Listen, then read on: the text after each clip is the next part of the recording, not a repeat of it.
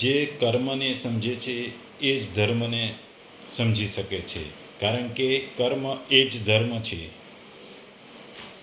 ભગવદ્ ગીતાનો અધ્યાય 3 શ્લોક 12.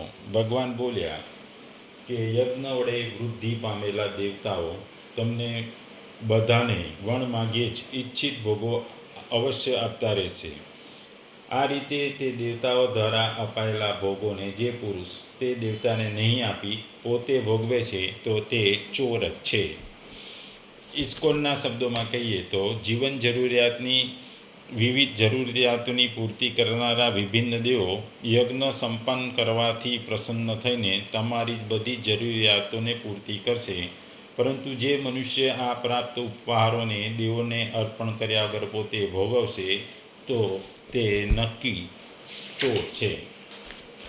અહીં ભગવાનનું કહેવું છે કે તમારે પોતાના કર્તવ્યોનું પાલન કરતા રહેવું જોઈએ, અને તો તમારા યજ્ઞ વડે સમૃદ્ધ થયેલા દેવતાઓ તમને સૌને હંમેશા સુખ ભોગ અને જીવન નિર્વાહની માટે આવશ્યક પદાર્થો અર્થાત વસ્તુઓ હંમેશા આપતા જ રહેશે.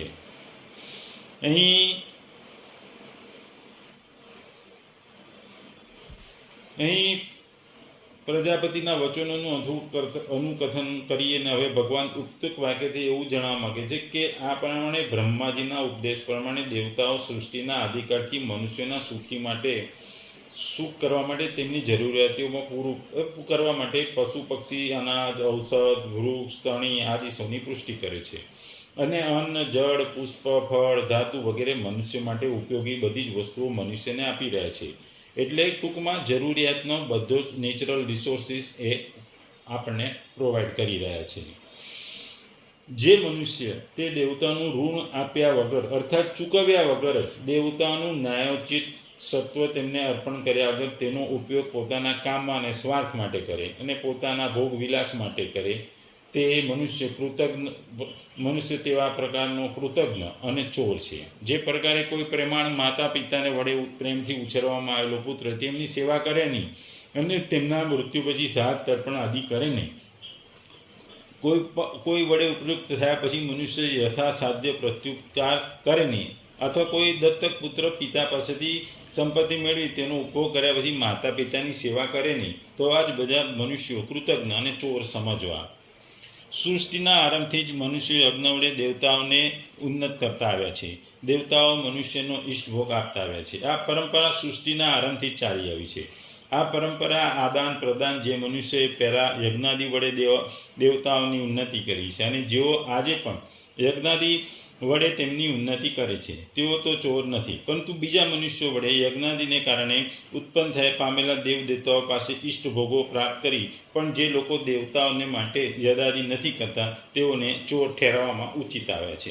દાખલા તરીકે કોઈ માણસ વડે ગાયનું પાલન થાય, એ ગાયનું દૂધ કોઈ મનુષ્ય જણાવીને પીએ કે ગાયની સેવા તો મનુષ્ય જ કરે અને હું પણ મનુષ્ય છું તેથી મને દૂધ પીવામાં શું વાંધો, તો આવા મનુષ્યને ચોર માનો છે.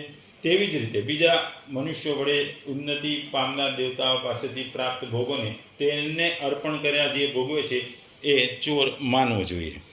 ટૂંકમાં અહીં ભગવાન કહે છે કે બ્રહ્માંડની વિવિધ ગતિઓના પ્રશાસક તરીકે દેવતાઓ આપણને વર્ષા વાયુ અન્ન વનસ્પતિ ખનિજ ફળદ્રુપ જમીન હવા પાણી ખનિજ વગેરે પ્રદાન કરે છે.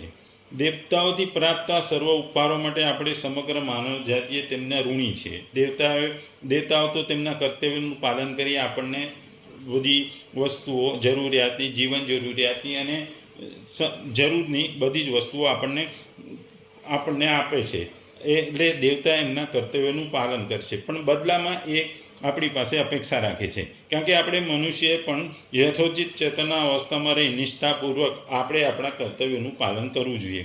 આ સર્વસર્ગીય દેવતાઓ પણ પરમ શક્તિમાન ભગવાનના દાસ હોવાથી જ્યારે કોઈ ભગવાન માટે યજ્ઞ કરે છે ત્યારે તે દેવતાઓ તેના ઉપર પ્રસન્ન થાય છે અને બદલામાં લાભદાયક ભૌતિક પરિસ્થિતિઓનું નિર્માણ કરી આવા જીવાત્માને સહાયરૂપ થાય છે. તેથી એમ કહેવાય છે કે જ્યારે આપણે ભગવાનની સેવા કરવાનો દ્રઢ સંકલ્પ કરીએ છીએ ત્યારે સમગ્ર બ્રહ્માંડ આપણને સહયોગ કરવાનો પ્રારંભ કરે છે. પરંતુ જો આપણે પ્રકૃતિથી મળેલા ઉપહારો ભગવાનની સેવા કરવાના પદાર્થના નિમિત્ત તરીકે નહીં, પરંતુ આપણા પોતાના સ્વાર્થ માટે ભોગના સાધન માટે ઉપયોગમાં કરીએ છીએ, તેથી કૃષ્ણ આવી માનસિકતાને ચોર વૃત્તિ કહે છે. એટલે કે એ કૃતજ્ઞ છે, ચોર છે. ઘણીવાર લોકો પ્રશ્ન પૂછે કે હું સદાચારી જીવન વ્યતીત કરું છું, હું કોઈનું અહિત કરતો નથી, કે હું ક્યારેક ચોરી કરતો નથી, પરંતુ ન તો હું ભગવાનની સાધના કરવા માગું છું કે ના ભગવાનના અસ્તિત્વમાં માનું છું. શું હું કોઈ અનિશ્ચિત કરું છું?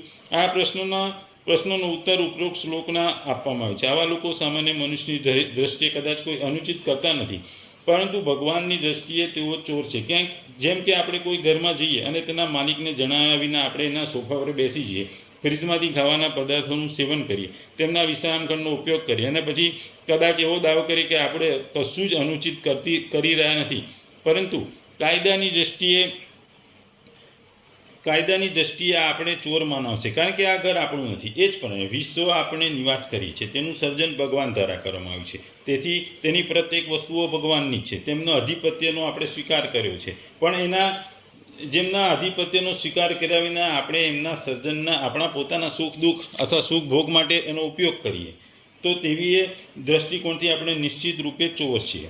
ભારતના ઇતિહાસમાં પ્રસિદ્ધ રાજા ચંદ્રગુપ્ત મૌર્ય તેમના ગુરુ ચાણક્ય પંડિતને પૂછ્યું હતું, વૈદિક શાસ્ત્રો અનુસાર એક રાજાનું તેની પ્રજા પ્રત્યેનું કર્તવ્ય શું? ચાણક્ય પંડિતે ઉત્તર તો આપ્યો કે રાજા તેની પ્રજાનો સેવક માત્ર છે, અન્યથા કંઈ નથી. તેનું ભગવાન દત્ત કર્તવ્ય છે કે રાજ્યના નાગરિકોને સહાય કરે, કે જેથી આ ભગવત પ્રાપ્તિની તેમની યાત્રા પ્રગતિ કરી શકે.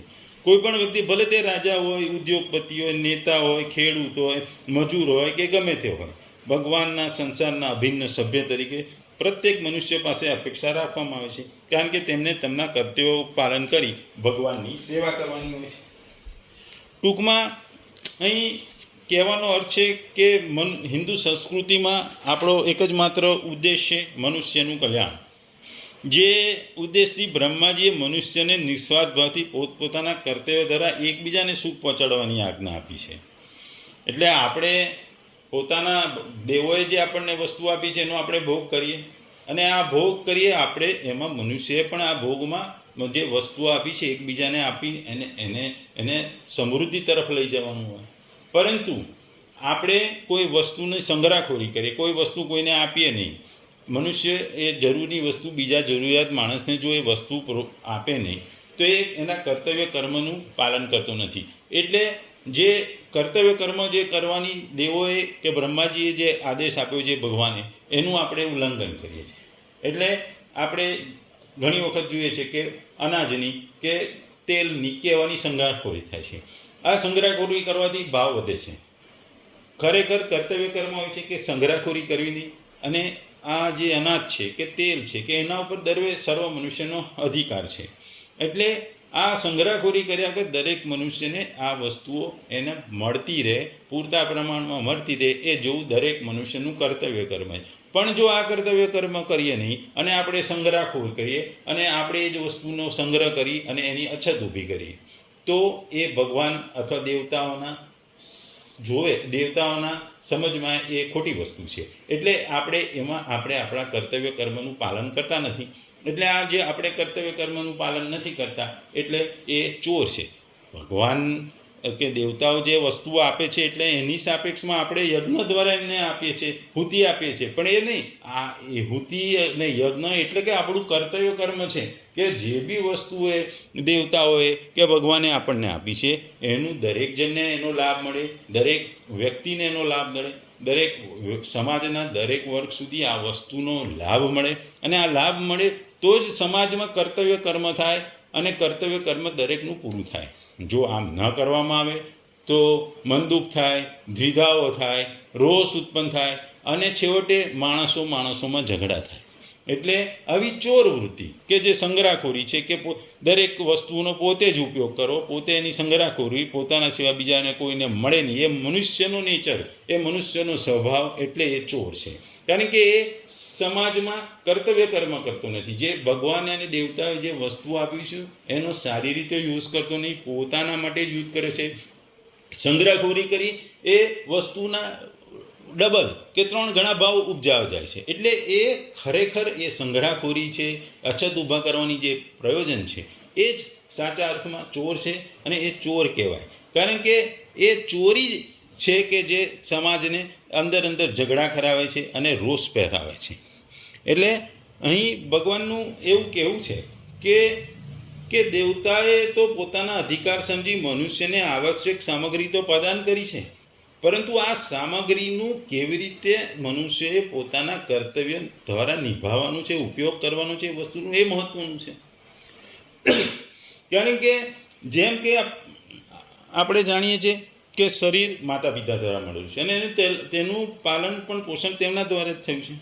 વિદ્યા આપણને ગુરુજનો પાસેથી મળે છે. દેવતા બધાને કર્તવ્ય કર્મની સામગ્રી આપે છે. ઋષિ બધાને જ્ઞાન આપે છે. પિતૃઓ મનુષ્યના સુખ સુવિધાનો ઉપાય બતાવે છે. પશુ પક્ષી વૃક્ષ લતા વગેરે બીજાના સુખ માટે પોતાને સમર્પિત કરે છે. આ રીતે આપણે પણ આપણી પાસે કંઈ પણ સામગ્રી, બળ, યોગ્યતા, પદ, અધિકાર, ધન, સંપત્તિ વગેરે આવે છે એ સઘળી આપણે બીજાઓ પાસેથી જ મળી છે. એટલા માટે બીજાઓની સેવામાં વાપરવાની જરૂર છે. અને જો એ શરીર બીજાના સેવાઓમાં વાપરીએ તો જ આપણે સાચો માર્ગ છે, આપણું કર્તવ્ય કર્મ છે જે યજ્ઞ કહેવાય છે એ ન કરીએ અને આ બધી જ વસ્તુઓ ધન સંપત્તિ આપણે ભેગી કરીને આપણા માટે જ વાપરીએ તો એ સમાજ માટે એ ચોરી છે. શરીર, ઇન્દ્રિયો, મન, બુદ્ધિ વગેરે સઘળા પદાર્થો આપણે સંસાર પાસેથી મળ્યા છે. એટલે એ કદી પોતાના નથી અને પોતાના થશે પણ નહીં. આથી તેમણે પોતાના અને પોતાના માટે માની તેમનાથી સુખ ભોગવવું એ બંધન છે. આ બંધનથી છૂટવાનો સરળ ઉપાય છે કે જેમની પાસે આ પદાર્થો આપણને મળે છે તેમને તેમના જ માનીને તેમની સેવામાં વાપરી દેવા. એ તેવી નિસ્વાર્થ ભાવે નિષ્કામપૂર્વક વાપરવા એ જ આપણું કર્તવ્ય કર્મ છે, એ જ આપણો યજ્ઞ છે અને એ જ આપણી માણસાઈ કહીએ, જે આપણે જે માણસાઈ કહીએ છીએ એ જ ખરી માણસાઈ છે. એ જ આપણા જીવનની ખૂબ જ જરૂરિયાત છે.